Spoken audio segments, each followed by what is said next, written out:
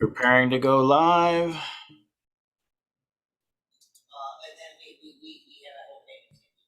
Message, this meeting is being live streamed.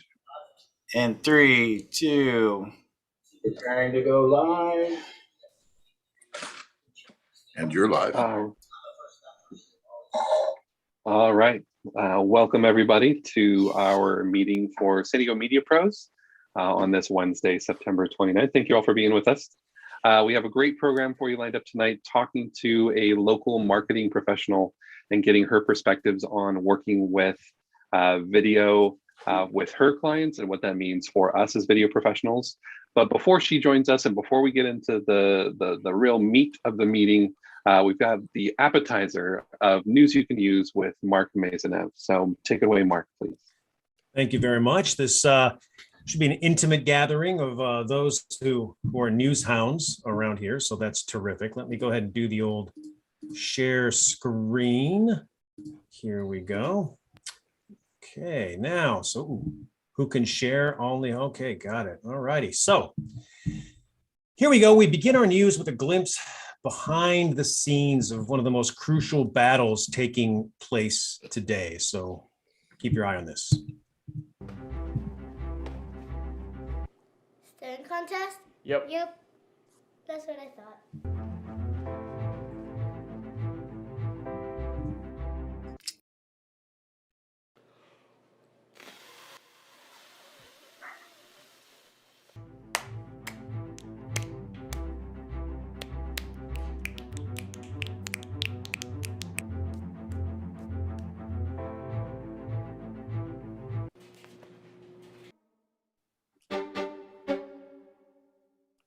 Blink, Evan, blink. I will never blink. And no, he will never blink. And that staring contest, though, is brought to you by Ayatse and AMTP. AMPTP, who are at loggerheads on this next contract. So as not to be political, I'll leave it up to you to decide who was the shark in that confrontation. You can make that choice yourself. But as we move forward, we understand that Ayatse is calling for a strike authorization vote. The AMPTP is balked at their latest contract offer. What's going on? Well, this Friday, it looks like, is when the vote is going to happen to decide what to do with this contract negotiations. The union is seeking to address the long hours and the contract provisions and want more breaks and longer turnaround times on production days.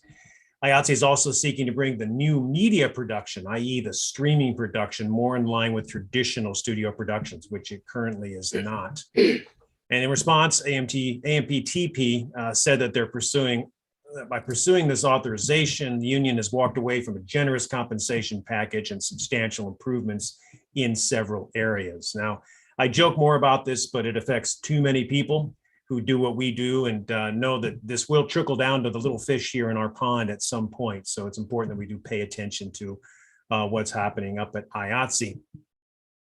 You may have heard this fellow, Will Rogers, had said you never get a second chance to make a first impression, but is he right? Well, Nielsen announced this Impressions First initiative. And if you're not familiar with who Nielsen are, they're a ratings group. They announced this move to an impression-based buying and selling in local markets across the country.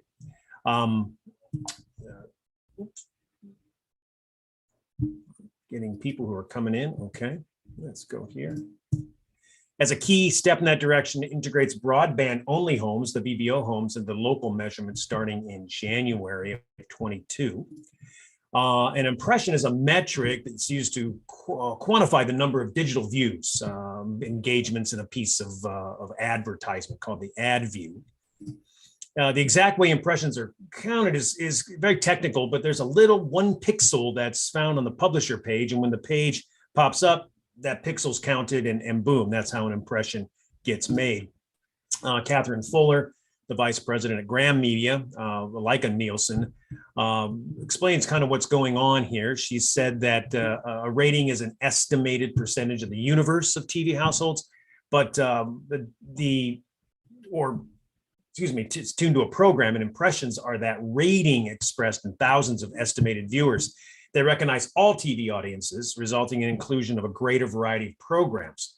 extending reach and greater targeting for advertisers. So this is a big move as you get into the ads and watching television. This is how they're going to be counted now. And so counter to Will Rogers, you do get a second chance to make a first impression. Obviously, you probably get a lot of chances to make a first impression. Speaking of impressions, we had the privilege of going to CineGear this year. Yep. Typically a great alternative to NAB, and kind of the only one. Unfortunately, it looked like Fisher Price was kind of the sponsor, as it was very small, kind of like my first expo. You could see it all in about 20 minutes. All the outside booths, not a lot of folks there, not a lot of vendors there, all very, very small booths. But here's a quick little wrap up, some of the things we did like there. One of the most impressive displays, and really the biggest, was this one from ROE. They make virtual wall technology. It's really, really cool to see up close. And we spoke with Frank Montero, the managing director, and he gave some insights into why you'd want to use this as opposed to, say, a green screen. Some really interesting ideas. Then again, beginning at $300,000, my 8x8 green screen looks really, really good still. Also on display, there was a hands-free POV blogging solution for on-the-go influencer who needs their hands for far more important things. And I gave that a try here. This is me wearing that, but while I gave it a whirl, I was reminded that I look goofy enough without wearing apparatus, so I removed it. But our excursion up there did result in a big win for San Diego. DayPlay is a brand new app that helps you find work or a replacement to replace you if you've got another job. We spoke with one of the founders, Jeff Humphreys, and he admitted that, hey, San Diego was not on the list of cities that were in this new app. So I cajoled him, beat him a little bit. He's got a nod on his head, but 15 minutes later, San Diego became a new player in the DayPlay market. So you're welcome, first of all. But secondly, go ahead and download this app. It's kind of neat. It's free for now.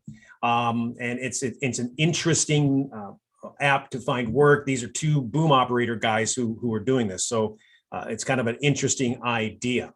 And now to prove more of our presence that was really critical, we made an appearance, this little pod of us there on Valentina V's Aperture booth walkthrough. And she's a big deal, and apparently we are too. I want you to kind of take a look at this. The larger that reflector, then the smaller the degree. So this is right here, I believe, the There's our first instance. That's Craig 30 Bentley degree. And making then his if way you into the see booth, over followed by here, Patrick Casey, Espinosa. this big boy over there that looks like Now, we were too impressive for the camera, so we had to pan away. 80s, 90s, but we managed to talk him into coming back. That is the 15 and she'll degree do that reflector. in just a moment. The camera And will. what's cool about all three of these reflectors Patrick is back there along with Craig, and Eric Addison comes in, and then I make the important observation by pointing, look at this black thing. Achieve that So spotting people hadn't noticed it Now, yet. as far I wanted to as- point that out. It's important. Okay, now I that you have see this that there. really big. Craig makes powerful another source. appearance because for whatever reason, How do Craig was now I know how to enamored make it with hard, the right? with How to the achieve that hard light softbox. with it. So he How to just achieve kept soft sneaking light? around there Well, on that. of course, you can put on And, one of these. he just won't get out of the light way. domes. So there are There he is. essentially 3 different sizes of light domes. There were 2, and we've just introduced a 3rd. So, maybe we weren't directly involved, but if you watch the whole thing, you're going to swear Craig was a photo bomber. It was pure art. Speaking of art. The larger. Oh, go forward now.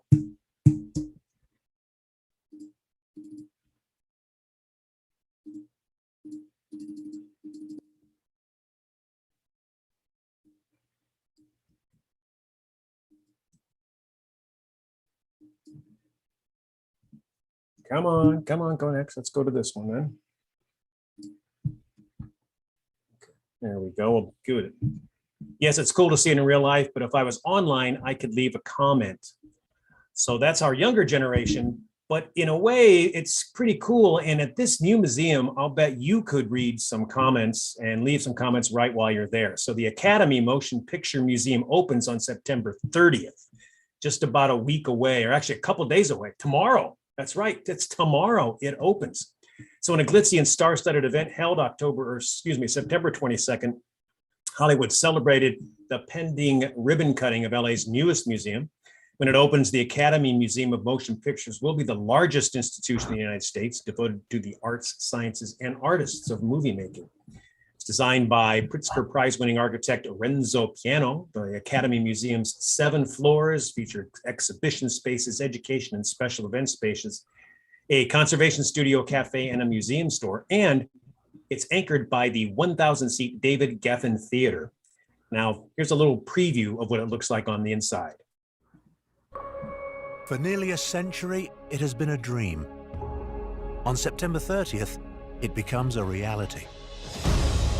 The Academy Museum of Motion Pictures will open, creating a home to celebrate and explore the diverse and complex tales behind the movies we love for the first time. The massive 300,000 square foot campus features two breathtaking designs that forever changed the landscape of Los Angeles. One is a stunning restoration of a building from Hollywood's classical era. The other, an awe-inspiring glass sphere housing a state-of-the-art 1,000-seat theater. And featuring a fifth-floor terrace that delivers show-stopping views of the city. Dynamic galleries and multi-screen exhibitions will immerse you in movie magic like never before. From directors and their inspirations to special effects artists and their creations, every dimension of the filmmaking process will be explored in new and engaging ways. And in the interactive Oscars experience, visitors can replicate the thrill of accepting an Oscar. You'll have to ask Eric Addison about that ability for getting an Oscar. He's not a big fan of that. He has a story to tell when that does happen. When you have a chance to pull him aside. What did happen, though, in getting awards, just this past weekend, I believe, the 48-hour film project had some awards, and we, as media pros, would like to congratulate Canary Storm and Amalgamated Grommets for placing third and second in the competition for the best film. So it includes, both teams include a number of media pro members. So if making good films is on your to-do list, you know, hunt down one of those winners, take them out for lunch, pick their brain. After all, they're just as broke as you are and probably use a good meal. So be sure that you go and do that. And finally, I want to wrap up with this that came across my Facebook page. I want to share it with you. It's really what I think is a brilliant example of what happens when corporativity meets creativity to deliver a message for everyone. It's a bit long and may hit a nerve or two, but it's worth the watch. So watch all the way to the end. I would describe my political views as the new right. I'd say that I'm left.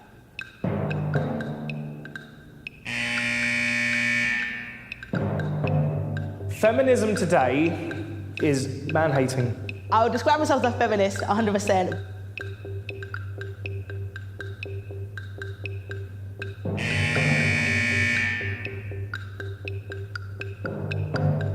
I don't believe that climate change exists. We're not taking enough action on climate change. I think it's about time these people got off the high horse and started looking for credible problems that actually exist.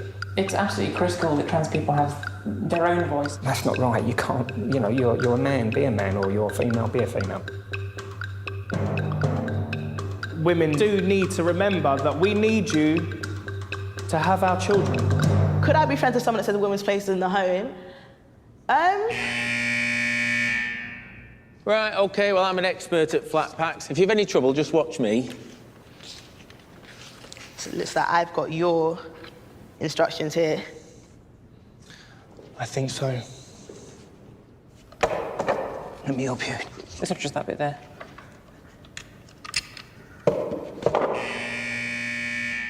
Describe what it is like to be you in 5 adjectives. Okay, frustrating. Dedicated. Opinionated. Lucky. Ambitious. Offensive. Solemn. I have ups and downs. Strong. I want to say attacked, misunderstood.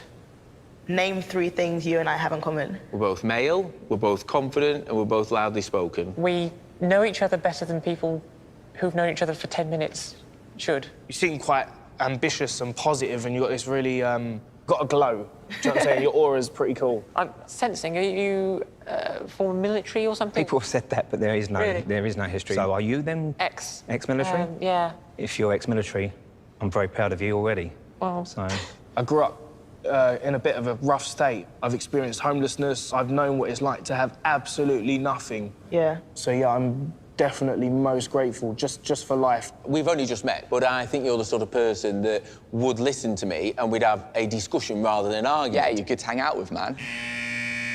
Let's go. My chance. Goodness sake. You're right, mate. Fitter than I look. Perfecto. Oh, yeah. There you go. So basically, I think we just built a bar. Yeah. Okay. Here, each take a bottle and place it on its corresponding markings on the bar. Attention, please now stand to watch a short film. Feminism today is definitely an excuse for misandry, man-hating. If somebody said to me that climate change is destroying the world, then I'd say that is total piffle. So transgender, it is very odd. We're not set up to understand or see things like that. I am a daughter, a wife. I am transgender. I feel like the battle for feminism definitely isn't done. The fight is never going to be over, if I'm honest with you. You now have a choice. You may go, or you can stay and discuss your differences over a beer.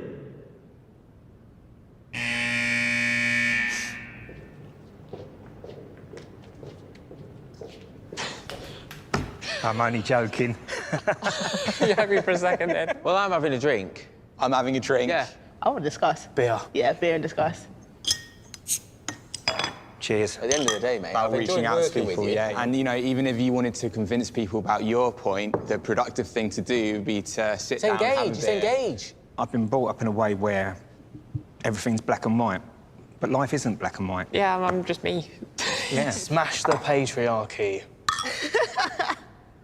I'll give you my mobile number, you give me yours, and we'll keep in touch. I'd have to tell my girlfriend that I'll be texting another girl.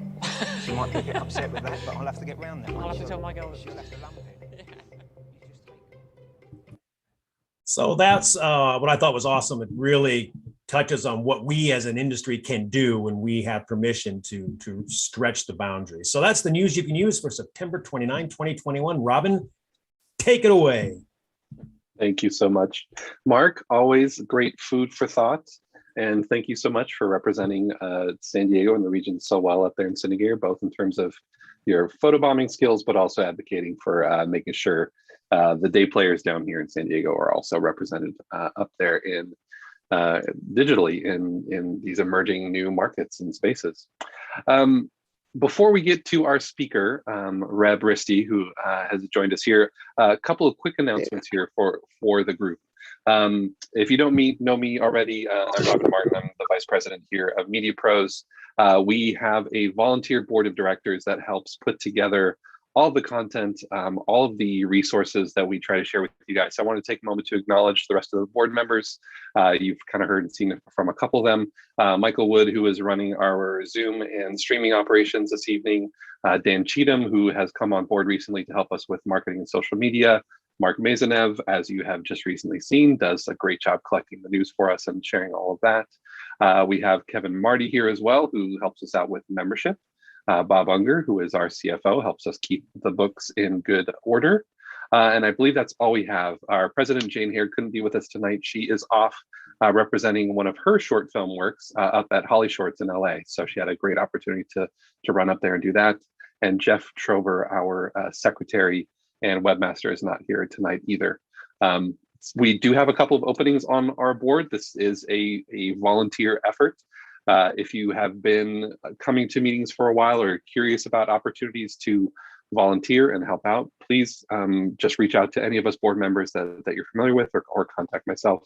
We would love to talk to you a little bit about the kind of efforts that we have in place, what we are trying to do in terms of programming and expanding our reach with members and all of that kind of stuff. So we are looking for members. Now would be a great time to join up. So speak up if you are interested. In terms of programming for the rest of the year, we can share a little bit of a sneak peek at what we are working on. For October, we are going to be focusing on production horror stories. So we are going to turn to some of our local video producers and freelancers and have them share some great lessons that they have learned over the years, unfortunately, through less than ideal projects, less than ideal clients. Should be very entertaining, should be educational as well. We are hoping, if all the stars align and we find a great location, that this could be an in-person meeting, so stay tuned for that. We will try to make that fun and interactive, even if we do have to stay in Zoom virtual format, but stay tuned for that one. And then in November, we are working on plans for our annual showcase. What we may do this year that's a little bit different from past years, where we would try to rent a movie theater and have people show work. We may do something more like case studies this year and have a handful of directors and producers that have had works that have come out in the last year and a half or so, and give us a little bit of a deep dive, a little bit of a behind the scenes on what that project entailed, what it took to get that to a big screen, what it took to get that to a film festival or broadcast on local media, things like that. So stay tuned for that in November, more to come. And then December, we were able to do an in-person social this summer like we typically do. And the plan is to do some sort of an in-person holiday gathering, very casual, very much just in celebration of the holidays and getting through another very interesting year in the world and in media production. And so that is what we have coming up on the docket here for the rest of this year. All right, without further ado, what I would love to do is introduce our speaker for this evening, Reb Risti. Reb is somebody that actually got connected with us through SDAMA. We reached out to our partners at the local marketing groups to see if they had a speaker that could help us get some additional perspective, to see things from the marketing side of the equation. So many of us are sort of wrapped up in the day-to-day of scheduling shoots, doing pre-production, logistics, filming, editing, that it's a great opportunity to just take a step back and see what is going on out in the world of marketing and social media to make sure that we are positioning our services the right way, that we are reaching out to clients the right way, that we have videos and have content that matches what they need to be doing, what they are looking at doing to help drive their business and get their businesses out there. So Reb is the founder and head Rebel at Rebel Marketing. And that's a firm that helps B2B businesses build and manage integrated marketing programs through strategy, branding, and messaging, including strong digital presences and video content. Reb has more self-intro that she has in her slides, so I'm not going to go further than that.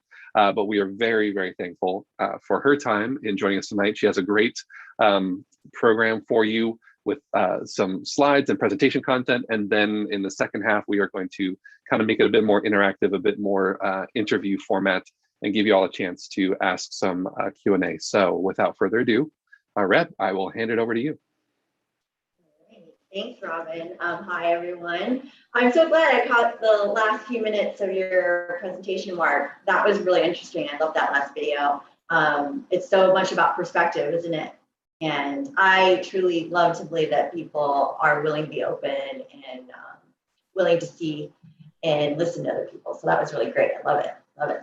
Well, thank you everyone for having me. I'm excited. As Robin mentioned, I am a marketer. I have a marketing agency here, Rebel Marketing. So my presentation is going to kind of come from the perspective of how can I help you guys market your services and what you're doing. And I'm going to share a little bit about what we do and what our clients are looking for when we go out and talk to them about video marketing and video production and why they should be using it. The good thing I can tell you is the conversation has changed a lot over the last couple of years. Good or bad, out of COVID, people got a lot more comfortable on camera, which is great, you know, so some of that fear has gone away. But definitely when we dig into my presentation is just how do you talk to clients, especially in professional services or B2B, to convince them that what you do is not just something nice, but it is a necessity and something they really need to put into their integrated marketing program. So I'll go ahead and get started.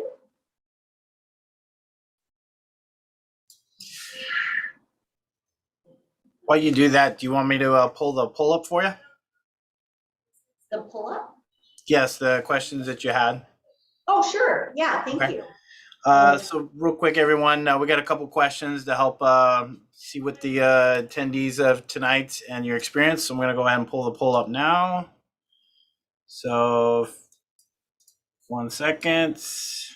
And the poll is up on your screen. It's a few questions to see what your the level of production that you do in San Diego and your experience. So that way she knows what members we have here today. So give it about a minute or two. Many, mostly yes and no questions.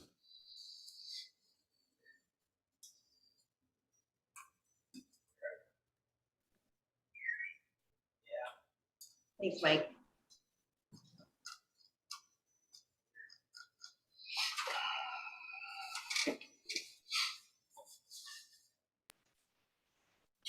So while people are filling in their poll questions, Reb, how about you go ahead and get started with sort of your kind of agenda and intro, and then we can circle back to that. Sure. Okay.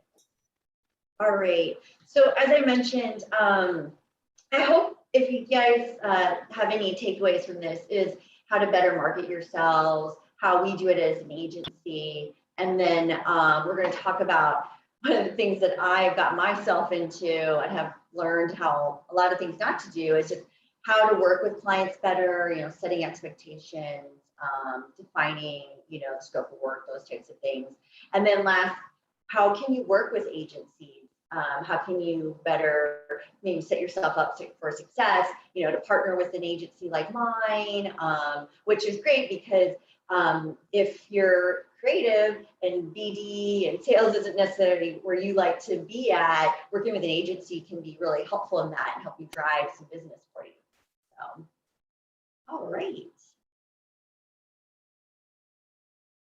And I'm trying to think of what else. Yeah, and then I'm happy to, I believe this deck will be shared with everybody. So you can use any of the stats or examples in here. And then, you know, Robin, when we do get to the Q&A, I do have some examples of like the intake form we use and a script outline we use. If people want to see that as well, I can share that. Yeah, that'd be perfect. Thanks. All right, we've got 12, so about 30 more seconds before I wrap up the poll and close it, and then I'll bring the results on screen. So 20 more seconds.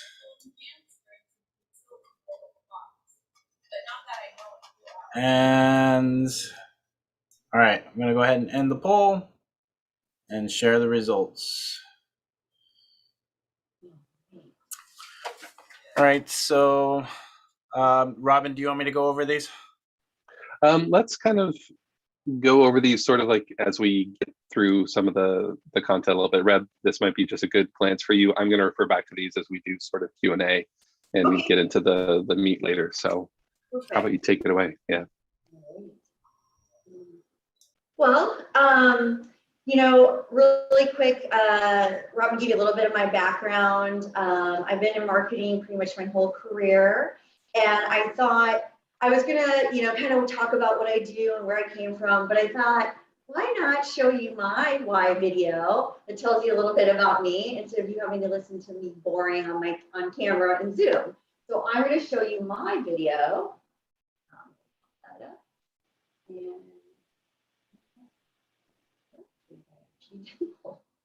The one video, there it is. And we did this. So part of what I've started using this video for is networking groups. So when you have to present and talk about yourself, and maybe you guys already do this, but it was a little bit of a knock on the head. I'm like, when I play this video, I get such a better reaction than if I just stand up and talk about myself. So hopefully you can get it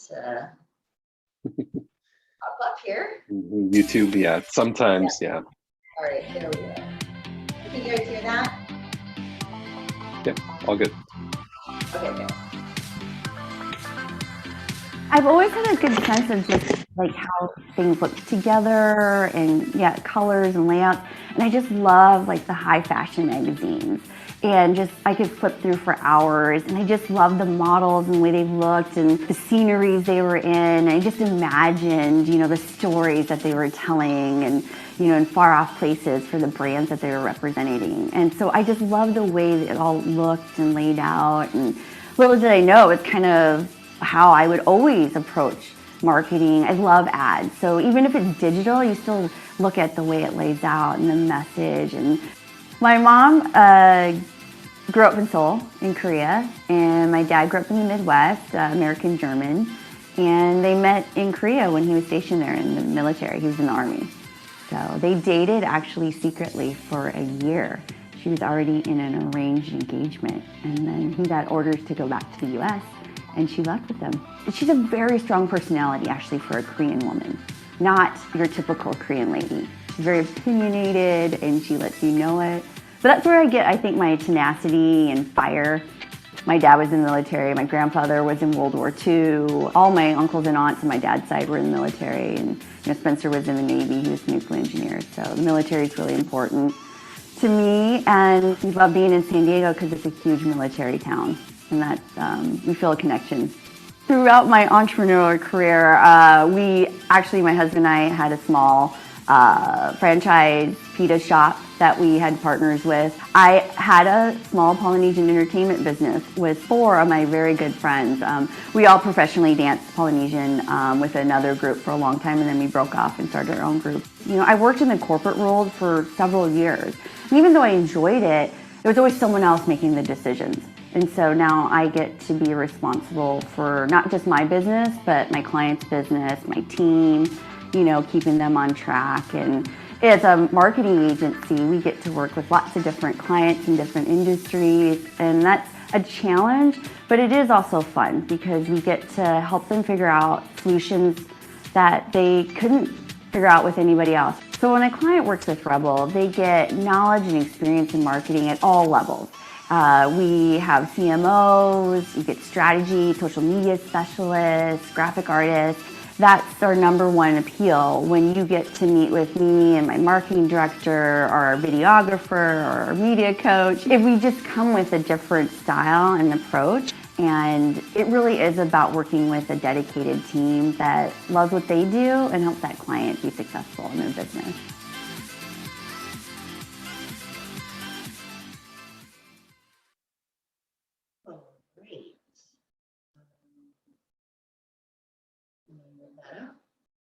Right, so that's a little bit about me and what we do. And, you know, I decided a couple of years ago that video was definitely the direction that marketing was going in, and I needed to learn about it and figure it out for my clients. So here I am today working on my business and growing it with video content, which has been great. All right. So what I'm going to talk about, and I know that you guys probably know a lot about this.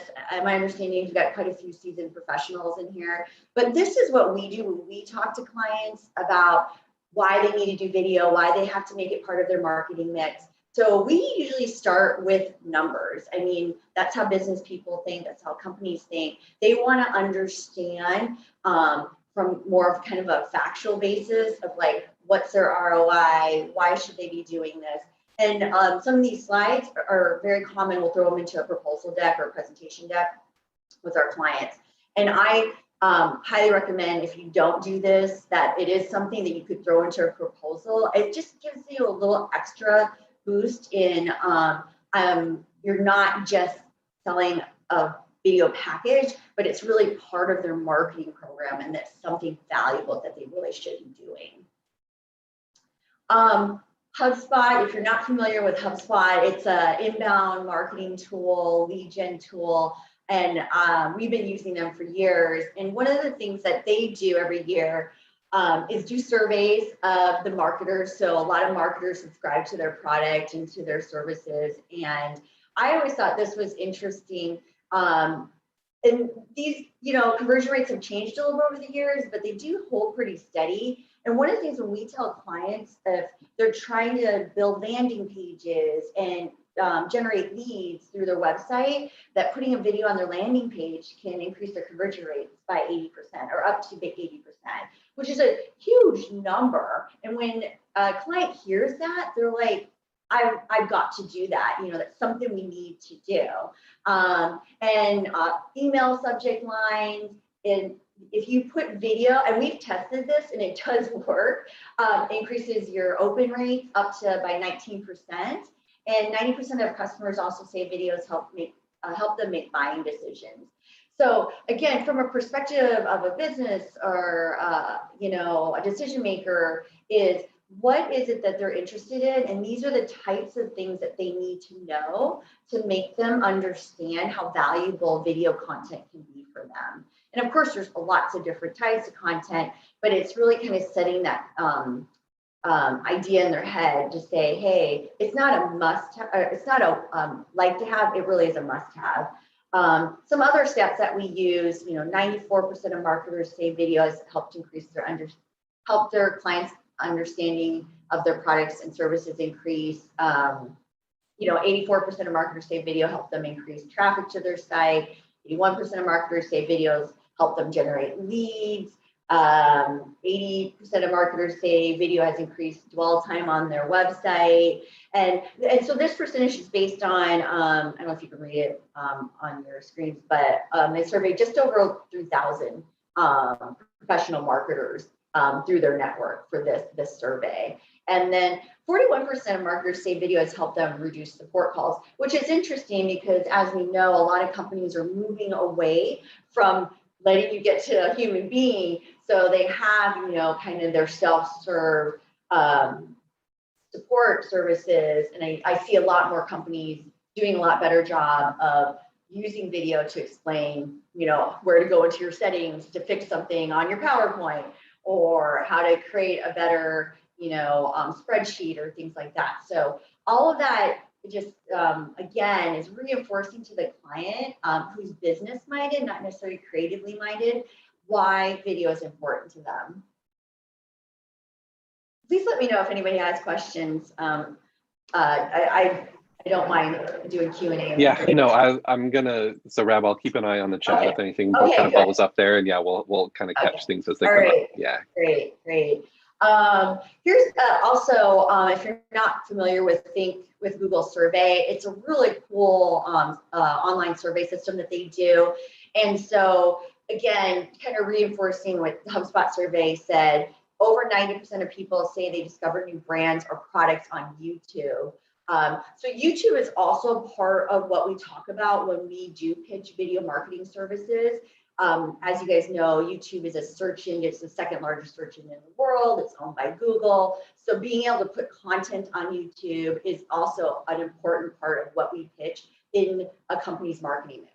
So not only do you have to do video and create really great content, but then we also have to integrate that into a YouTube channel. And that integrates if they're doing a search engine optimization program. So a lot of it, again, is integrating, but the core for us is the video content and using that to drive a lot of the strategy in the marketing program. More than half of shoppers say online videos help them decide which specific brand or product to buy. 40% of shoppers say they've purchased products they've discovered on YouTube. And we're all consumers, so we know these things are true, right? How many times you happen upon your Facebook feed, or you were in YouTube looking at something else and, you know, a promotional video popped up. So we all know you see a video, it works. We've all been succumbed to it. So, and personally, I'm a visual learner. So I go to YouTube a lot to learn, and it's very helpful for me. I don't necessarily do well reading directions, but I can certainly watch somebody do something and then repeat that action. So I think it's very useful also in educational purposes. 80% of people say they typically switch between online search and video when researching products, and people who search for a product on Google, they learn more by going to YouTube. So again, as a marketing agency and a marketer, these things are important to making that decision to use video in our marketing programs. And then this one survey, it was a Wise Owl survey, and thought it was interesting because a couple of years ago, our agency was heavily into writing content, writing blogs, writing, brochures and doing a lot of that. And we're so happy to move out of that because writing gets complicated. It's hard to get the client to write. So now our solution, we don't write anymore. We will not do it, but we will take a video. We film our clients, which you find is actually easier to capture them on camera. Sometimes, I should say sometimes. And then what we'll do is actually transcribe their videos, turn them into written blogs. We optimize them for keywords. And now they've got written content as well as video content. So they're really getting a double by doing the video. We're still able to write content for their blog or website. But for us, the video itself is just easier to produce. It's a lot more fun and we know it's more engaging. And then you can just kind of see from these numbers. Articles are still important. You need that for search engine optimization, SEO, but you can see people aren't downloading ebooks anymore. I mean, when's the last time you downloaded an ebook? You don't anymore. You go watch a video. So I think it's interesting to see how the shift has happened. And to me, it's happened just over the last few years. Like I said, we were heavily writing articles a couple of years ago. Now we won't touch them. And then social, if you have a client that's on social and then is trying to leverage social to grow their business, they absolutely need to be working with you and absolutely be creating videos for social. And if you have done this, it's different than creating a long format video or educational videos. And so it does take its own kind of style and strategy, but clients who are on social or they want to be on social, video is a great way to integrate social into their marketing program again. 48% from the Wise Out survey said 48% said they'd be most likely to share content if it's video, and video came out ahead on social media posts. I mean, there's tons of statistics on how video performs on social over static. And we do a mix, but video, if it's well done, it follows kind of some of the guidelines for social. It always outperforms other posts.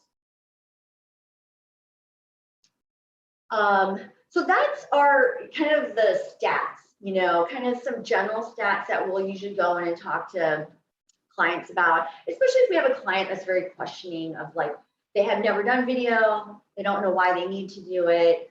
So these help us in just showing in just a general statistical way to say, it's not just us saying it, but these are the facts.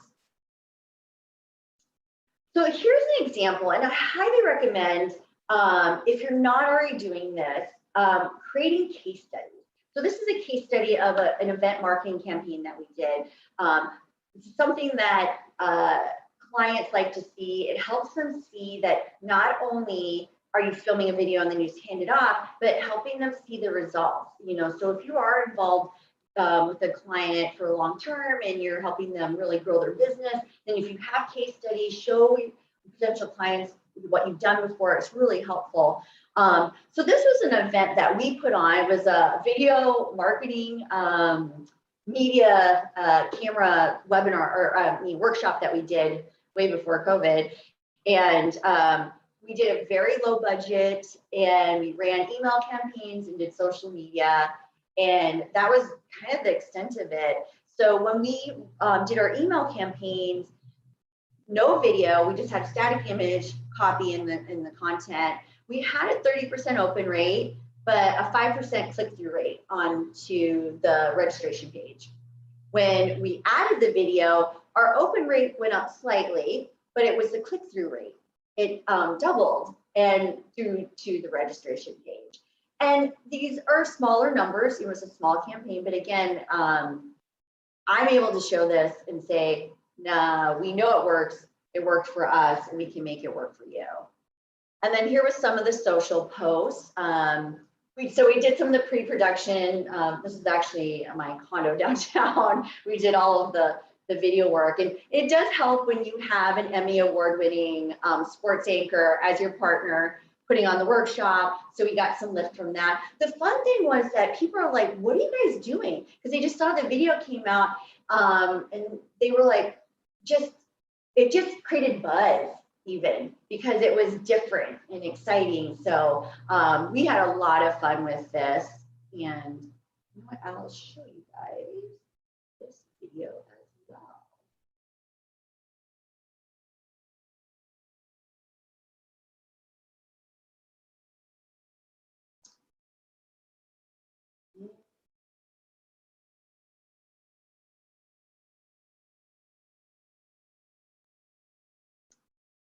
On a landing page can increase conversion rates by 80%. Okay, a little more. Okay, here we go. If you're a business owner, an executive, or a professional, and you're looking for a way to put more ROI into your marketing program, then you have to start integrating video. Hi, I'm Rev Risti, Head Rebel at Rebel Marketing. We're a B2B marketing firm that helps our clients leverage video to create engaging and fun content, but also content that helps their businesses grow. And I'm Katie Temple. I'm an executive media coach, and I work with business leaders who want to nail their on-camera messaging and delivery, catapulting their confidence, their presence, and their brand. And together, we're going to help you create video content that'll take you to the next level. How are we going to do that? We've got you covered. We are going to have a workshop, and we want you to be there. Research has shown putting a video on a landing page can increase conversion rates by 80%. 80% is a huge number, and you think about with a stat that high, why isn't everybody creating video? There's various reasons, but the main one that we hear, from our clients is fear. Just fear of the camera. Fear. So you know you need to be doing video, but you don't know where to start because the thought of hearing yourself or seeing yourself on camera makes you sick. We are going to help you with that problem at this workshop. So at the workshop, you're going to learn how to integrate video into your marketing plan and where to use it, how to leverage it, and what types of videos to create. So whether it's educational, promotional, or testimonials. You will walk away being more confident and comfortable with your on-camera message, your presence, and your delivery. This process works. We'd love to have you. It's a half-day, hands-on workshop. We'll see you there.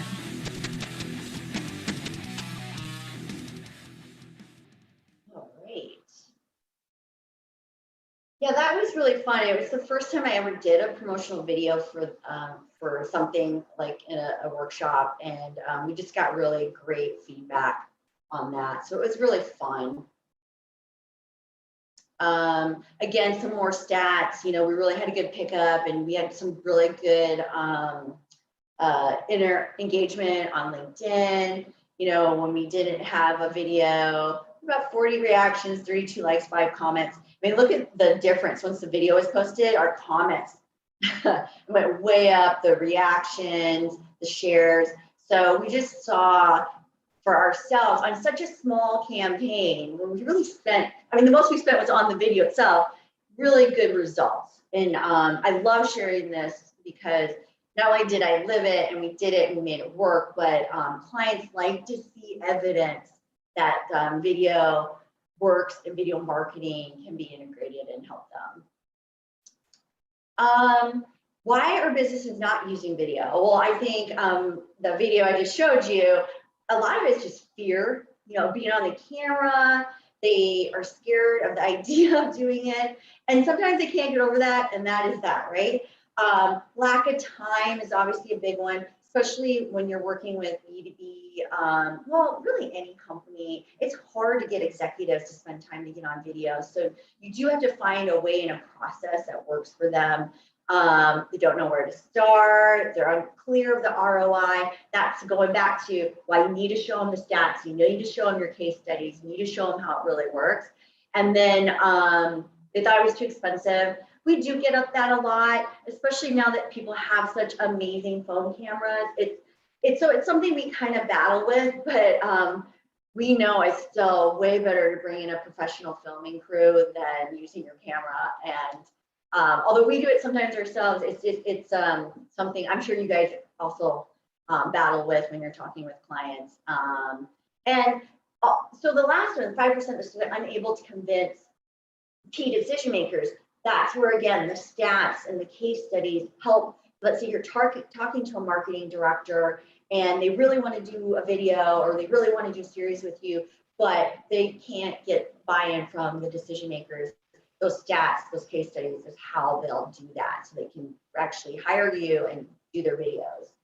Yeah, this might be a great spot for us to kind of stop and chat for a little bit before we get into these ideas, because I think this slide here is where a lot of us in this meeting feel like where we start to bump up against, you know, those objections, and how do we kind of pitch and sell ourselves, because like you just shared, you know, these super compelling stats. Like, why would any marketer out there not want to improve their results by, you know, 80, 90%, or even, you know, 40, 50%? That's like the ROI seems to be pretty clear from a lot of these stats that are out there. It's helpful for folks in our situation to have those as well. But what do you see as being some effective strategies when you're working with clients at like tackling some of these particular objections? Like, okay, a client says, well, I just don't have time. It's like, what do you mean you don't have time to increase your business? That's your job. Like, how do you start to have that conversation, right? Yeah, so what we do is we have a little bit of a turnkey program, and it's funny, we just had our Q4 planning meeting today, and we're shifting, but during all of last year and this year, because people are at home and people started getting comfortable on camera, we said, okay, you can get on your Zoom or your phone camera and film yourself. We're going to coach you. We're going to help write the script. We're going to help you pick the topics, but you can do it at your own leisure. Spend an hour, but film 2 or 3 topics at one time and punch it out. And then we've got enough to share on your social, your email, your website for the rest of the month. And that's kind of been the key with really busy executives, is when you do get to sit them down, and when we do bring in a film crew, we do a half day. If we have to do a full day, it's usually because we're filming lots of B-roll and team members and things like that. But if we can get an executive down for a couple hours to 4 hours, we film everything we need for the month. So we're not going and bother them the rest of the month. We package it all up, and then we're off and running, you know, distributing that through their social, email, and newsletters, or wherever else they need it. So we find that works. They're willing to at least sit down for a couple hours to a half day. You can catch them once a month. But if you try to do it more than that, that's where you lose them. And then some executives, while, you know, during COVID and everything, they were more than happy to film at home because they could do their own takes. They could do it on their own time. They felt more comfortable. But that's been the key, is definitely packaging it all, a number of videos all at once. You're not bothering them through the rest of the month. Yeah. No, that's a great tip. I'm curious about this one here, where the next one, the 21% that say they just don't know where to start. Like, what's your sort of a hook for those folks? Is there sort of like, what's the biggest like bang for your buck, like easy place to like start for those types of clients? Yeah. So and the next slide I have examples. We call them foundational videos, and you start with your why or what you do. Everybody knows what they do, right? And that's easy. So how do you articulate that and put that on video? Some people call it a pitch video, whatever, but we try to make it a little bit softer. We don't like to make them too salesy. So most clients are like, yeah, I can talk about what I do. I think we need that video for our website. We want to do that. Another good foundational video is testimonials. You know, testimonials, as we all know, are really great. Third-party endorsements, having your clients talk about what you do and endorse you are very powerful. Highlighting your team, you know, especially if you've got some really amazing engineers or scientists, or even just marketers, videographers, people that have high skills. So we call those foundational videos, and most clients can wrap their heads around that. That's great. Cool. I don't want to take away from those too much. I have one question in the chat that I did want to throw out that I think is a good time to tackle, because a couple of these sort of objections here are around like ROI or staffing or investment and things like that. So we have a question from Rob here asking, are you seeing more companies bringing in-house video staff or versus like going out to contractors and vendors for one-offs or projects? What do you see sort of the industry going, or does it depend on sort of like the size of the company? Like, what do you see people doing in terms of in-house versus contractors and freelancers? Definitely contractors and freelancers. It's pretty rare I see somebody with an in-house videographer, unless they're doing a ton of like product video, you know, where they're just pushing out a ton of content. Even, you know, we have a videographer that we work with in town. I mean, he's doing shoots for Honda and Sony. So even large organizations like that still outsource their video production. Great. No, thank you. Yeah, with that, let's take a look at some of those examples that you were just talking about and see. Cool. Yeah, highlighting your team, telling your story, testimonials, and promotional or kind of what you do.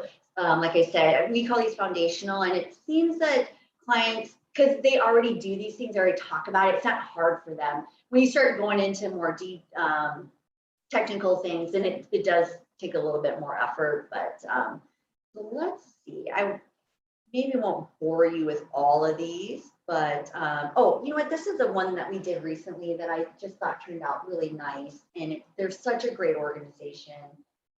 Oh, sorry. This is actually my team member. Hi, my name is Marcella Marconi, and I'm a marketing. Sorry, guys. Marcella, associate at Rebel Marketing.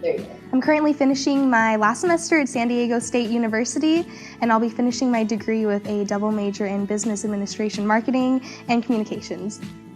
In my free time, I love to read and write, and this really helps me with my position at Rebel because I create and design the newsletters for our clients. These newsletters include everything from original featured articles to community events around San Diego and also company news.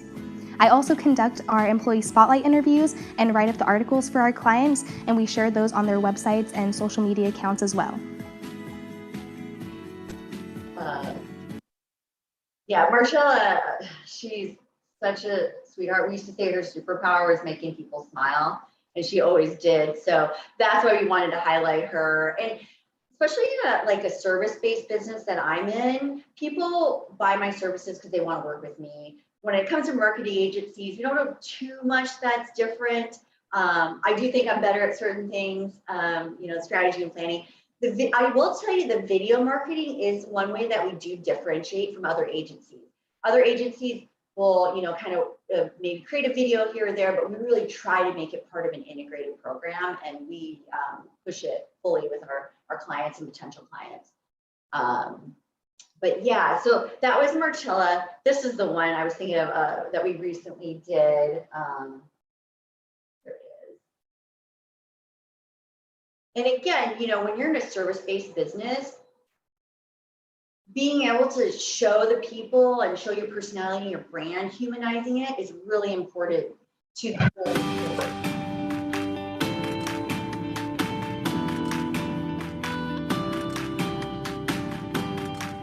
So many of our seniors that we work with and support have nobody else, and we are there to really be their family.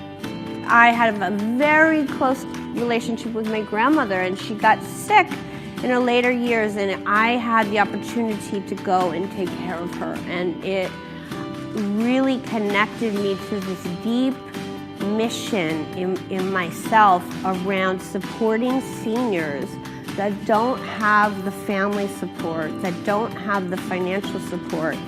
And affordable housing, along with social services, really was a deep calling for me to be a part of. So that's when I really started to have this mission to fulfill the needs of these seniors that live on fixed incomes, that don't speak English as their primary language, just really need us to step in. So imagine trying to rent a house, have your prescription medications filled, and actually eat on $800 a month. It's absolutely impossible in this day and age, and that's why the affordable model of housing is so crucial. Without it, these would all be seniors living on the streets. We have over 10,000 seniors and families that we serve, which is amazing. And we build these very deep relationships with them, so there's trust and there's a personal connection, so we can really find out what they need and then keep them supported and living healthy lives instead of going into these boarding cares and nursing homes where we see the downturn very, very extreme. We want our seniors to stay healthy and living in their homes forever.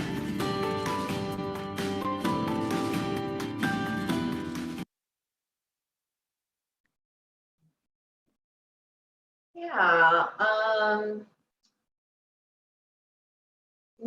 And then, we practice what we preach. So, actually, you know what? I'm not going to show you that one. I'm going to show you this one. I thought this was interesting. It was a little bit different.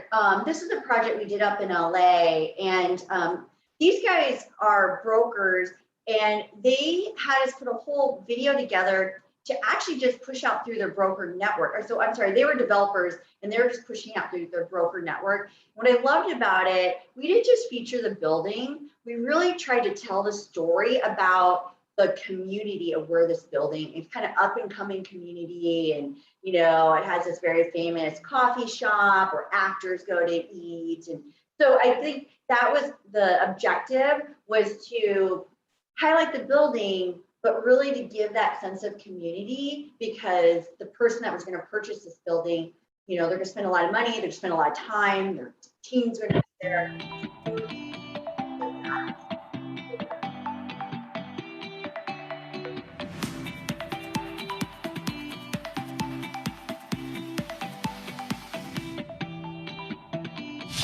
Hi, my name's Seth Wellish with Cressa. I'm here to tell you about a new creative office project that's just been built on the border of Los Feliz and Hollywood, 1708 North Alexandria. And to really understand the neighborhood, we're starting here in Vermont Village, which is home to the restaurants and bars that'll be walking distance from the building. You have neighborhood mainstays like Little Dom's and Lassen's Natural Foods, and new favorites like All Day and Stamp Proper. So let's take a walk. Let me pick up my partner. Good morning, Andrew. Gorgeous day. Absolutely. Got you a coffee. Oh, thanks, man. Yeah, you ready to go over the building? Let's do it. The building was just finished, and I think it's looking great. Let's go take a look inside. So the building's designed to be fully secured. Nobody gets in here if the owner doesn't want in here. There's a great area here for reception, and then there's the retractable glass door here with the patio, and then this would be a great space for a public conference room. And then we've got excellent parking here for an owner-user building, 13 striped spaces, which can achieve 17 to 18 tandem spaces. So you have a pretty amazing base building condition. You have really high ceilings. You have a very square, regular, rectangular shape that's easy to plan. You have skylights, and you have floor-to-ceiling windows. They're also fully operable on top and bottom, so you can open up the bottom windows for nice airflow, and then we've got a fully retractable glass door here that opens up the open door balcony. So now we're at the building's best part, the roof. The building comes with an expansive rooftop deck that looks out over the whole city. How big is it? So it's 1,172 square feet, and it's not included in the building's advertised square footage, and it's serviced by an elevator on each floor, so it comes right out to the deck, and it's perfect for hosting events. You're looking at the Hollywood sign, you're looking at the Griffith Observatory. And actually right next to me, you have an expansive green roof, which was planted when the building was developed. So there's a great sort of green natural look. There's a lot that makes this building great, but we think this deck makes the building very special, and we'd love to show it to you in person.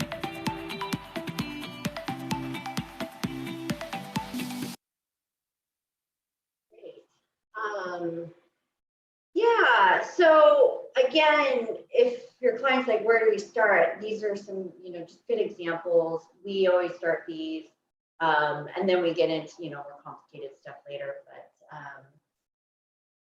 what do we have?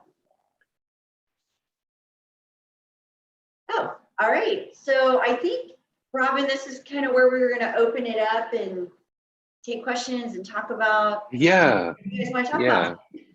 Perfect. So one of the things that sort of comes to mind for us, and maybe you could kind of share your perspective on, is when you're pitching videos like that to your clients, how do you start to broach that ROI discussion? If if you are you really getting it down into strategy and saying, here's what our funnel looks like, and we expect to have, X number of conversions, and so if we widen the funnel by this much with the video, like how does that conversation go to start to say, okay, that means you client, you should invest, $2,000 in video for this campaign? Like what does that conversation look like from your side? Yeah, so it depends. So if they are doing like a lead gen campaign, or they've got some funnel campaign, really what we try to do actually is bring in whoever's doing the SEO or running. So our agency, we don't do lead gen, we don't do paid, but we have partners. So that's when we come in and we really approach it as a kind of an integrated approach to say, okay, we're running this lead gen campaign. We know we need this type of content. Actually, a great example, I didn't have the videos up, but we did a whole series of Google ads, and they had to be really quick. So like first 5 seconds. So they're selling a new weight loss app where it would kind of scan your body. And then as you lose weight, it would show you, your body shrinking down, basically. And so the target market obviously is women, working moms, and health enthusiasts. And so what we did is we did a series of ads that would run through the Google team who were placing the ads, but we came up with the concept of, it was interesting, just kind of how we went from the beginning to where we ended, but we created like 4 really short ads targeting different markets. And so for us, it wasn't having to necessarily pitch the ROI, but the ad team was pitching the ROI, was saying, hey, we need these videos because we know we're going to get more engagement. We're planning this much more conversion rate. So in that way, I think when you do, if you're a freelancer videographer, that's how you can partner with an agency or, another partner, is they can drive some of that ROI discussion for you, if that makes sense. If that's not something that you have experience in or that you're good at. So that would be my solution to that.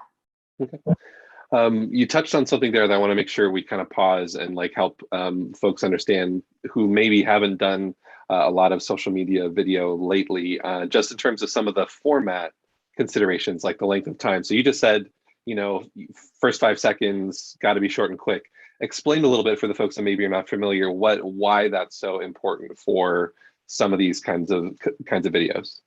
Yeah, well, for ads especially, because if it's in a feed, it's your people, you swipe. It's not even 5 seconds really. You just swipe and swipe. So it needs to get their attention immediately. So we needed to have pictures of attractive people doing quickly, really popping up, lose weight better. I don't exactly remember all the copy now. So that's the point, is just because people are going through a feed so quickly and they're searching and it's just so quick. And that for ad content, that's where that 5 seconds is really important. But when you're creating content for YouTube, for example, you really want to create content that's more than 10 minutes, 15 minutes, because YouTube's algorithms, the longer, purpose of going to YouTube, first of all, is people want to learn. They're not there necessarily just socialize. Usually people are going to learn. So they're willing to stay on the platform longer. They're willing to watch videos longer. So if you can create content that engages them, it's like every minute just moves you up in the ranks in the search. And then if you hit that 10-minute, your videos then will do much better, as far as performance. So it's by platform. Facebook likes videos that are under 60 seconds. YouTube wants 10 minutes or more. Google Ads, you need 5 seconds. So it really depends on the platform. No, that's great. So maybe the takeaway for folks on the call here is it's not just a 30-second TV commercial anymore. There's everything, it sounds like, ranging from a 5-second like YouTube like pre-roll like video through this very long form, 10+ minutes of like educational or more kind of conversational content like on YouTube and things like that these days. So there's a lot of room for folks who are providing our services to sort of find niches or find ways to kind of provide solutions to different clients. Yeah, and I know videographers that specialize in just social media content, you know, and they're really good at that and they don't do anything else. And I think that probably does help, you know, if you specialize in a certain format or platform. Sure. I think the Cressa video with the property, that's a long promotional video, but they were sending it to their trusted brokers who they knew would open it and watch it. So normally I wouldn't say a promotional video should be that long, but they knew that people would watch it. Yeah. And then we have a question today, then now's a great time to jump to it. For emerging platforms, if maybe folks on this call have not done much yet with, you know, IGTV or Instagram stories or TikTok, how are you starting to see clients approach emerging social media, the brand new stuff that we're still all sort of figuring out? Like that, basically. And so I'll admit, we are not even on TikTok. We just hired a new social media specialist who is going to put us on TikTok. And it's just, we do IGTV. I would not say we've been leveraging it the best. Stories is great. You really should be running things on stories if you're not. And TikTok loves video. So the one thing I'm seeing that's true through all the platforms is just being authentic and not salesy and just sharing information. And that will eventually drive people to go check out your website, go learn more about you.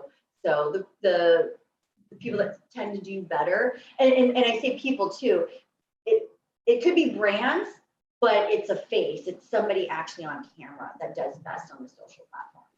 Yeah. And then are you also thinking or seeing, rather than sort of like create one type of video and then try to repurpose it as much as possible? So you know, you've got your horizontal video and then you try to make it square and then you try to make it vertical.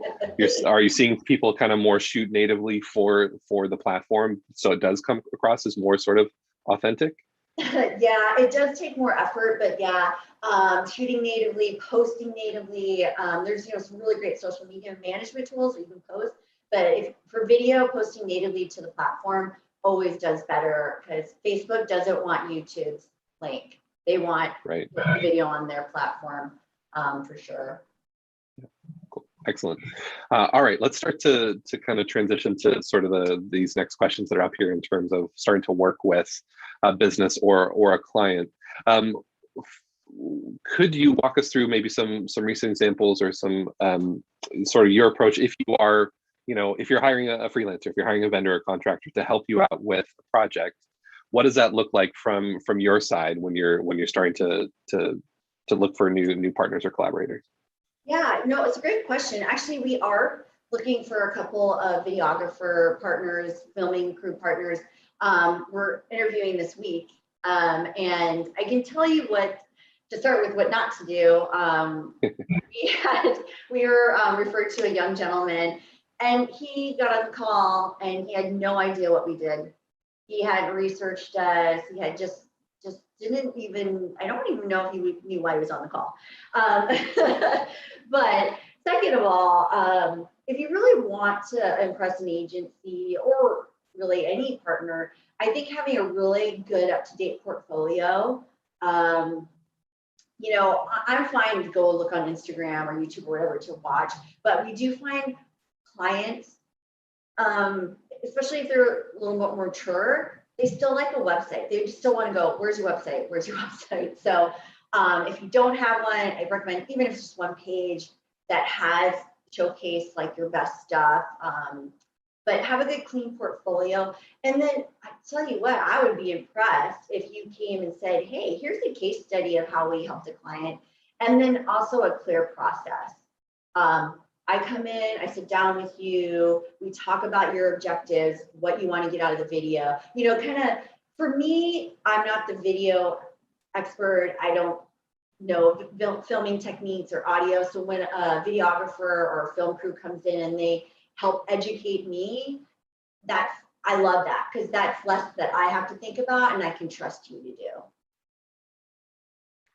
That's great. And we have some questions that are sort of like along those same lines here in the chat in terms of our job largely sometimes is to help kind of educate our clients, whether that's an agency or whether that's an individual, customer that's got a project for us. What are some of the approaches that you found that are really constructive there? So video professionals are putting their best foot forward in that conversation to help kind of teach and collaborate and kind of work on creative work. Yeah, I have, we do it mostly kind of internally to check mark, make sure we asked all the right questions, but we have a Google form that we'll send out to our clients, and it starts with your name. You'd be amazed at how many times you get with a client and then they're not really the person that you're working with, so you have to go like, well, who is it that's I'm working with, and all that stuff. So we, name, we as a marketing agency always say, what's your objective? I hear a lot of clients complain that they spend all this money creating a video and then they never did anything with it. And it's not the videographer's fault, but that videographer never gets a call back because the client didn't have a strategy and plan behind it. So we always say, what's your plan? What are you trying to achieve with this? Who's the talent? The Cressa video with the property. So those two gentlemen are agents themselves. The one gentleman who spoke most of the time, he's obviously very comfortable on camera, but we had a miscommunication with them. They didn't realize how long it was going to take to film. They thought they were going to be in and out in an hour. And then they had people come into the building to see the building while we were filming. So it was lessons learned, right? I kind of assumed the gentleman that we were working with who hired us showed up early in the morning and left, and apparently didn't tell the agent that you guys have to be here all day. So they got a little angry. They got a little testy at the end. We had to rush, some things at the end, so lessons learned. Everybody who's on camera, we have a prep meeting. We tell everybody what we're doing, not just the person we're working with or who hired us. Another example from that meeting, post-production. The gentleman who hired us thought that you could just erase things like a picture, go to Photoshop. He didn't understand on video, it's a lot harder. So that building had been graffitied that week, and they had just fresh painted the coat, like they were just finishing it that morning. So it was still coming through a little bit. I personally couldn't see it, but the owner, because he knew it was there, that's all he could see. So we ended up out of our own pocket having to fix that. The editor had to figure out how to do that. And you still see a little bit of it, but again, lessons learned. I was relying on the videographer to give us some of that post-production. These are the outlines. I've never had a client ask for that before, but when it does happen, you have to pay for it to keep the client happy. So he figured it out. It didn't cost too much, but now we have a full questionnaire. We clearly write out in our contracts the scope, everything from all the equipment that's going to be there. Clients think you're going to come with all this equipment, not necessarily. So they just have different ideas in their head. I think it's kind of silly. We filmed up in LA, and for some reason I had this assumption that everyone in LA knows about filming, but it's not true. So again, lessons learned. So now we've got all these questions built into our questionnaire to make sure we ask the client and make sure we understand what they know and what they're aware of, and that they have their expectations set on our end too. Yeah. Yeah, this sounds like great advice. It's something that comes up a lot in some of our conversations with each other in terms of just how do you establish a contract or an agreement or something so that you've got something so that you can sort of uncover these potential issues or real issues sort of in that sort of early negotiation process, or at least have a chance to plan for them. And then also make sure you're meeting expectations and everything goes smoothly. So I'm curious about your bullet here where you say who's responsible for what. So how do you find that conversation going with clients when you're pitching a job and starting to articulate who's, exactly what I'm going to do. I need you to provide X, Y, and Z in order for me to do this. How do you like to kind of get into that conversation with people? Well, you learn. Unfortunately, that Cressa video, we had a lot of learning. The building was dirty, but you can see it's not a completed building. They don't finish it until the company purchases it. So they had buckets all over. The guys are still finishing things up. Now I know to write the contract. It's your client's responsibility to provide the property, the space in the condition in which they want it filmed. So, it's kind of as simple as that. And we talk about some of those things. And honestly, as long as it's in the contract, that's really where you keep yourself safe, because things come up. And so those are just kind of now written right away into the contract as standard, things that they provide. If, let's say, it's a more of an educational video or something where they are talking about a topic they know, we always let the client know you're responsible for providing that content. We'll help edit, we'll help guide you, but you are the expert, we're not the expert. And script writing, if that's something that you do, it will help a lot in post-production, getting the client on the same page, understanding what they're going to talk about, what's the B-roll looks like along, or music, whatever it is, graphs, whatever they want in there, because it helps them visualize it and then also commit to what they're going to do on camera. We found that's been an essential piece because a lot of clients, they get frozen on camera right away. They talk about it all the time, but whatever reason, the camera just scares them.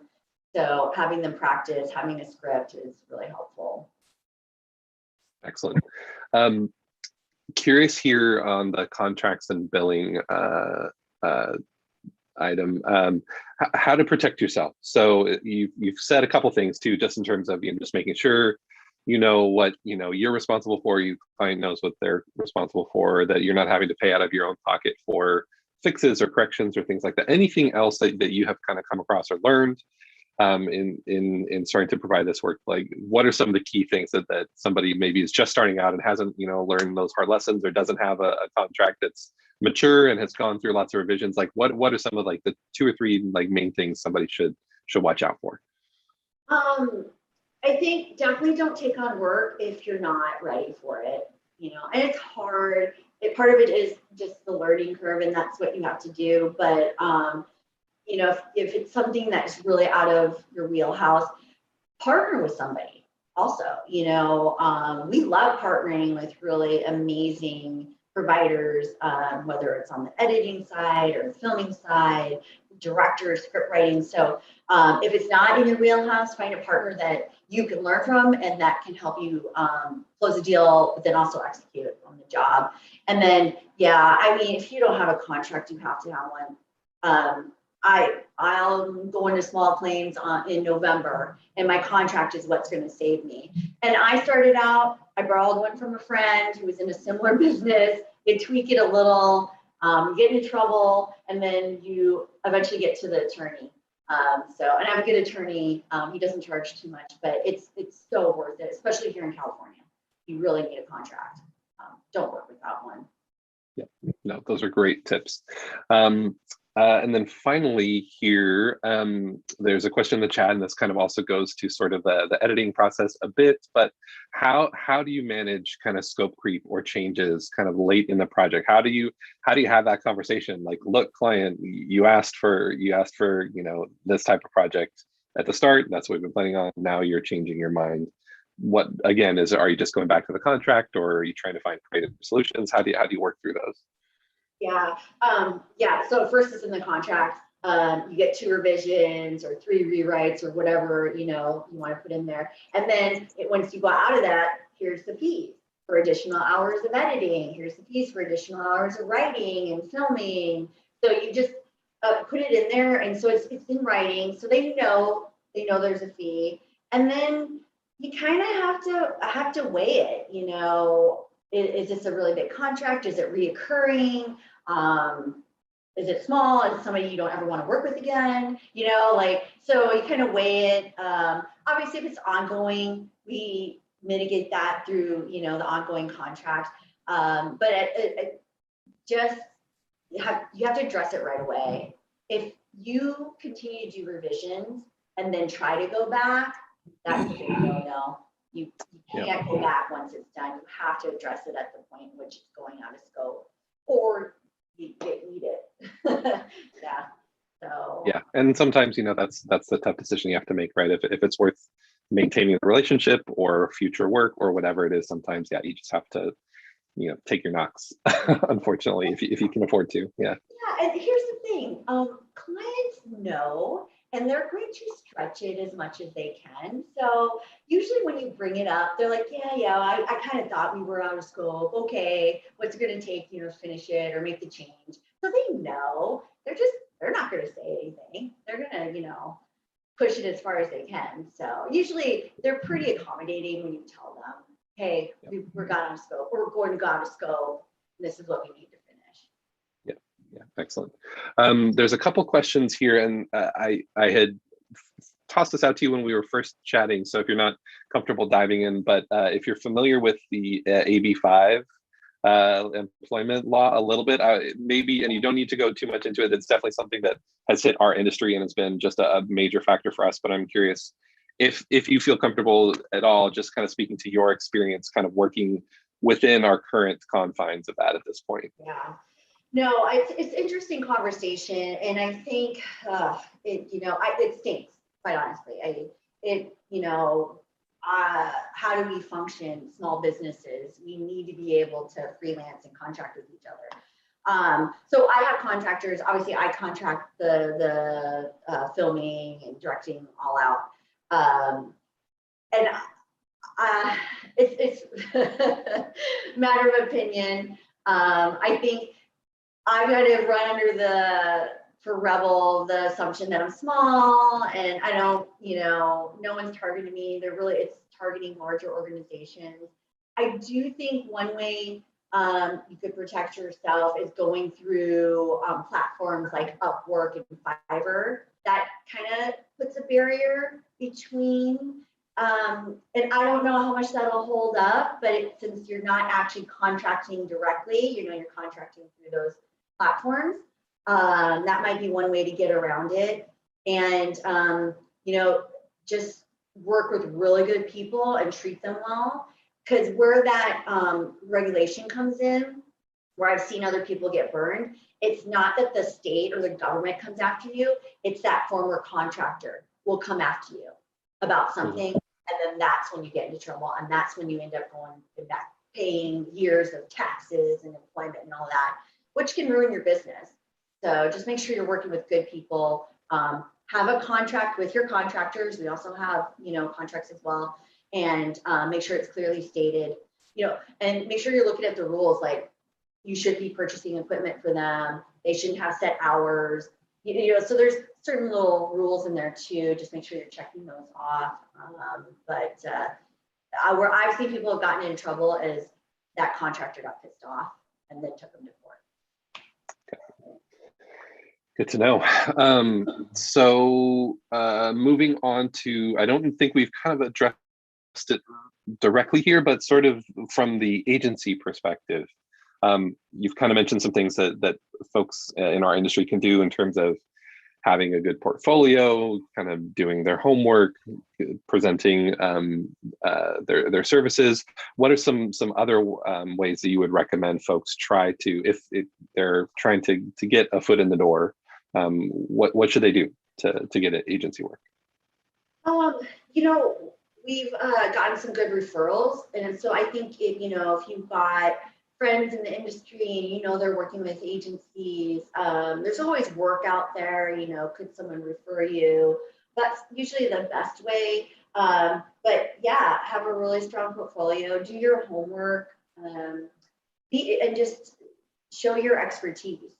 You know, like I said, we interviewed this one young man, and I'm sure he's really good. I saw his work after we met, he sent it over. But there was just that lack of professionalism, because when I hire you, you are representing my agency. So I need to feel like you get what I do and get my brand and can fit in easily with my clients. Yeah, that's a really good point for folks that are sort of maybe a level or two removed from a client, but we're still sort of, the client is going to see, you know, any contractor or freelancer as part of that same agency. And so we don't, you know, we shouldn't reflect poorly on the folks that are hiring us. Yep, absolutely. Oh, that's great. Did you want to share? You had a couple more examples here, I think, in terms of like a script and an intake form. Yeah. And then I want to kind of open it up to general Q&A. I know I've been talking a lot and I've seen lots of people dropping into chat, but anybody else that wants to pipe up, I figured I would give them a chance before we wrap up. Sure. Let me show just this one real quick. If you're not familiar with Google Forms, it's a really fun, easy tool, and you can usually get clients to fill it out because it's an online form. You send them the link, and here's just an example. I'm happy to share this as well. Like I said, we send this over. At least it gets the conversation going, and we're check marking the key questions. And most clients will fill this out and send it back to you, no problem. And then here's an example of a script. Full disclosure, it's a template that I got from HubSpot. And we like it because we'll write, you know, here's the client, here's everything they're going to say. And then we put next to it, like, what's the slide going to say? Is there B-roll, you know, or what's going to be next to what they're saying on camera? So we just have a very clear, this helps us and the client, but also helps on the, you know, editing side on the back end to make sure that we're not driving our editor crazy. As someone who edits a lot, thank you very much. All those details are absolutely helpful in the editing process, for sure. If we could, if you would put your contact info back up real quick, yeah. Reb, or we'll drop that in later. Just for anybody that wants to grab it, I did see some folks kind of, I think their ears perked up a bit when you mentioned that you are looking for potential new folks to collaborate with. So if this would be a good way for folks to reach out to you with any sort of interest. Yeah, I will put my contact in there.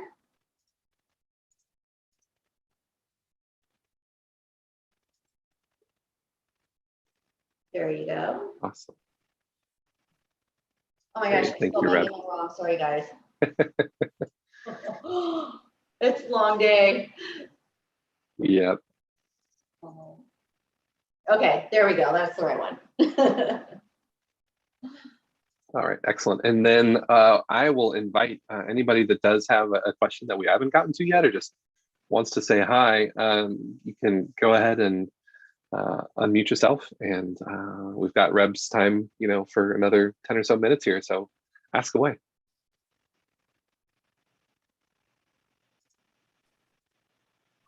I guess that's a question. I don't know if I had to raise my hand or not, but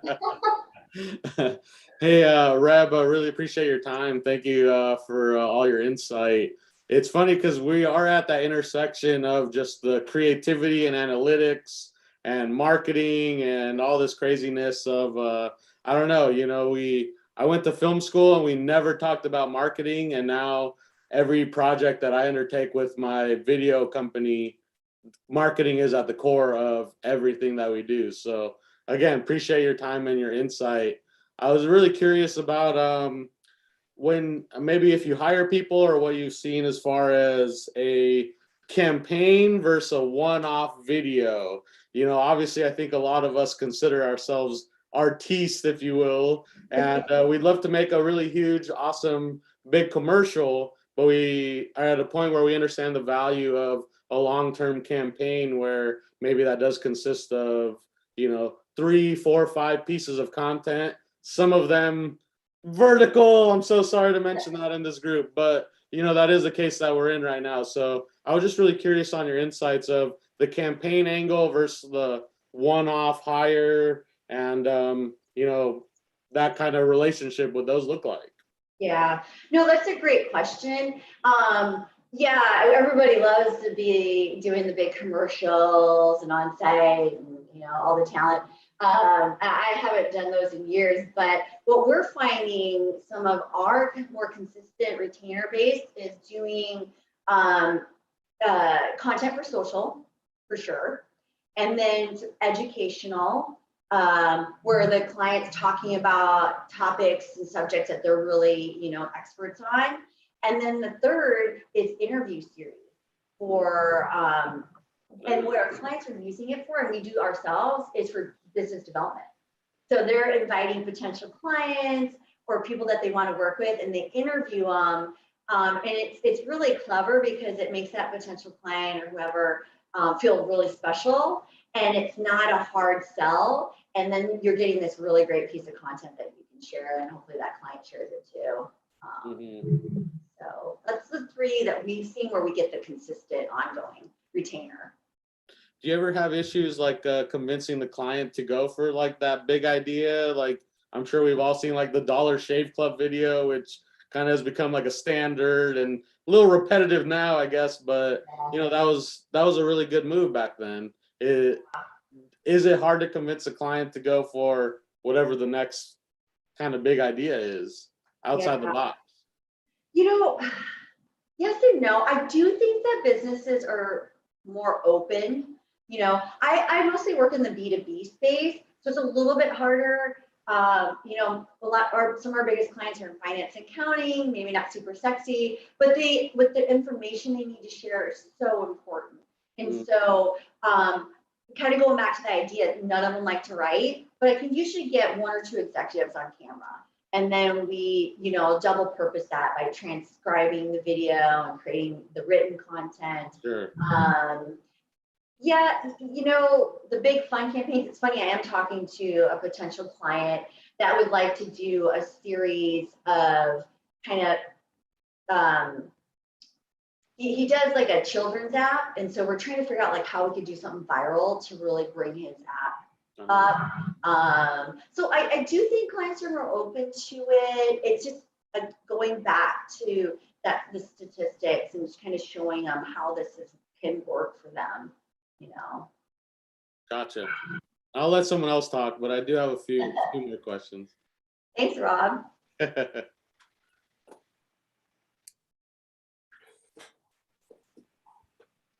Greg, go ahead. I see your hand up.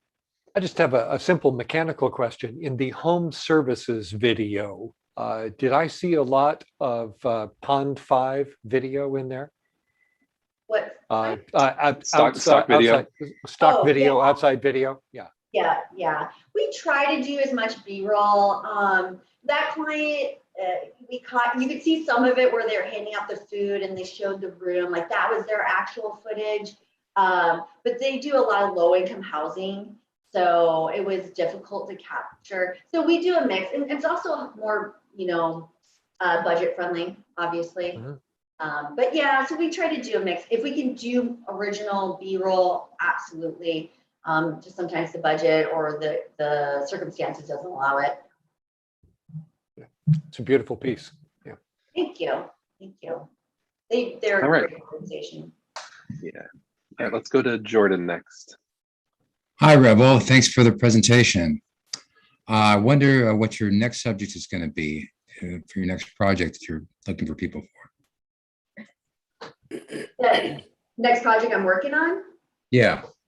It's an interview series, actually, for an insurance and risk management company. We're calling it Risky Business with CMR. And that is actually who we're interviewing a videographer for right now. Who can go in and film once a month with them. Yeah, that's our next project. I like the title. Good title. Thank you. I came up with that myself. I am in marketing. Interesting. Thanks, Jordan. Let's hop over to Mark next. Rebel, you had mentioned in your presentation about ROI, which is really one of the hardest things I have found to define, to measure when it comes to delivering a video. How do you define that it's successful? How do you do that for your clients? Do you spell that out before you shoot? And how do you measure ROI on a video's impact versus say just clicks? Yes, it raised my click through. Was that success, or how do you do that? Yeah, it's not easy. So you're right. So for example, we always post all of our client videos on YouTube, which we get great analytics from, and it depends on the client, how heavily driven. We don't do a ton of lead gen campaigns, honestly. So it's more about branding and communications and them staying in front of their customers. I can tell you our one client, when we first started doing the videos, they closed like 2 deals within the first month. And what it wasn't the video itself that closed the deals. He had been working them for a while. It was just for whatever reason, when those videos came out, it was enough to trigger that client to call them, go, hey, I saw your video, let's talk, let's close. So it's really an integrated process. Obviously, we look at social stats. We do put a lot of video into emails, so we look at the click-through rates. If it is running in a campaign, that's where we bring in our partner. If it's Google ads or paid Facebook ads, then we let the partner manage that ROI because they're really the one that has to deliver. But we help them create the content, make sure the messaging and the branding's on point with the video. Great, thank you. Yeah. All right, Rob, looks like you got your hand up. Hey, I'm back. Rob, I was really curious about, a lot of us are really into production value and creating a good image and a good scene and all that. And obviously we all care about lighting and all that. So I was kind of just curious of how we can maybe explain that to a client of maybe we don't shoot in your office boardroom with the TV on the wall because there's going to be a reflection there.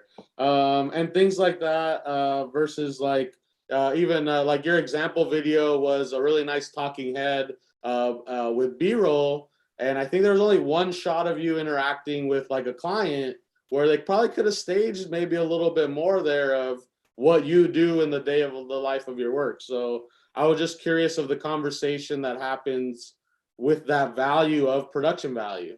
Yeah, definitely showing them examples of good and bad.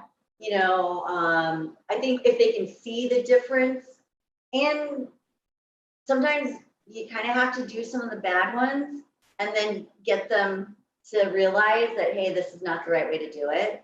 And what we're finding, and this really is the stage of where you at and who you want to work with, those clients sometimes they're never gonna put the budget in or the time. So you can't ever really do anything good with them. So you have to decide, is it a client that you really want to work with? Is there a conversation that you ever have about the importance of an investment, the way they invest in the property that you're in to make sure you're in a cool office, the same way you invest in a server to make sure all your files are stored nice and safe? This is an investment that is $5K and up. Yeah. And that's why we say, when we call it foundational, we're like, these are the videos that are going to live, for a while, and they're your foundational. You have to do these. And they have to be high production. Yeah. And a lot of it too is we use that you're a professional. Would you watch another professional, on a video like this or like this? And then that's when we show them examples. The best examples are their competitors. So if they have a competitor that's doing video well, that's what you show them, and they want to beat their competitor. So they most likely then will buy into, all right, I need to do that level of production. Gotcha. Thank you so much. That was interesting. All right, I think we have time for one final question. I see, Kevin, you've had your hand up for a minute, so let's go to you. Hi, Rob. Thanks for the presentation tonight. It's been really informative. I appreciate your time. At the very beginning, you were talking about not writing scripts anymore, and I was trying to listen to that as my dog was attacking me, trying to get fed for the evening. So I missed a little bit of that. You were talking about having them talk and then taking out keywords or something like that. Could you explain that a little bit more? I missed part of that. Yeah. So it wasn't not writing scripts. We don't write blog articles anymore. So we used to do research and interview the client, and then we write these long blog articles that no one reads. So a couple of years ago is when Well, 3 years ago now, we decided we're going to go to video content. We don't want to write anymore. And then what we do to give them still the bump of content on their website, written content in SEO, is we'll transcribe their video, and then we know what their keywords are, and then we'll kind of rewrite that transcription, the headers for the key terms. We'll take out the ums and likes and all the weird stuff that reads funny and clean it up and make sure their keywords are in there, and then they can post that on their blog now. Oh, okay, I understand. So do you have most of your clients write their own scripts though for videos? Or do you help them with it? I wish. No, we write script outline, and we never try to write it verbatim, but we'll do the research, we'll interview them, because we're doing a lot of the other things in marketing for them. We know them pretty well. So we'll write their scripts. We usually go, okay, what are the 3 points we need to get across? What's the topic you want to talk about? What's hot right now? And then we'll go out and do some research and we'll write it for them. We've just learned we never let a client just come in and talk. It's a nightmare on the editing side and the filming side. You're just standing there and they're rambling. So, and another, a new thing that we learned to start doing is we prep before the film day and we do table reads with them. Oh. Even if it's a small script, we still do a table read. So we just make sure everybody's on the same page. They're practicing and they're ready to go. Great. No, thanks so much. Appreciate it. Yeah. Teleprompters? I say no. if they're just distracting, unless it's a professional. We find non-professionals, they just start reading it. They look like deer in headlights. We try to avoid it at all costs. All right, I think we'll leave it there. Thank you so much, Reb, for sharing your time with us and your expertise and helping us kind of see the other side of sort of a lot of the work that we do here and how we can kind of make sure we're meeting people's needs. So thank you for sharing that with us. We will have your slides on our website later on for folks to review, and your contact info is in the chat here, and also it'll be there for anybody that does want to follow up with you. Hopefully this becomes an ongoing conversation. We would love to do more with the American Marketing Association and the different ad groups in town, because I think there's a lot of kind of great collaboration that can happen between our groups and yours. So hopefully this is the start of more to come. But thank you so much. And before we wrap up the actual meeting and close things out, before people run away to dinner or whatever else is coming for you next, a quick straw poll. Who here, if we were to have an in-person meeting next week, show of thumbs up, thumbs down, raise hands. Who would want to actually show up in person for a meeting? Next month. Well, next month is next week, but you're correct, Mark. The meeting will not be next week. I hear what you're saying. End of October. All right. 50-50. I'm seeing some thumbs up here and there, some shaking hands. Okay, so we're getting there. We're starting to get there. We know everybody's got a different approach and different tolerances and different factors in their lives these days. So we are trying to make sure we don't miss an opportunity to get together and celebrate and see people in person and share and educate. But we also want to make sure that we are reaching as many people as possible and not making people feel uncomfortable. So with that, thank you all for your time this evening. It was a great time chatting with you all and talking about all these marketing topics. Until next time, thanks for joining SD Media Pros, and we'll see you later.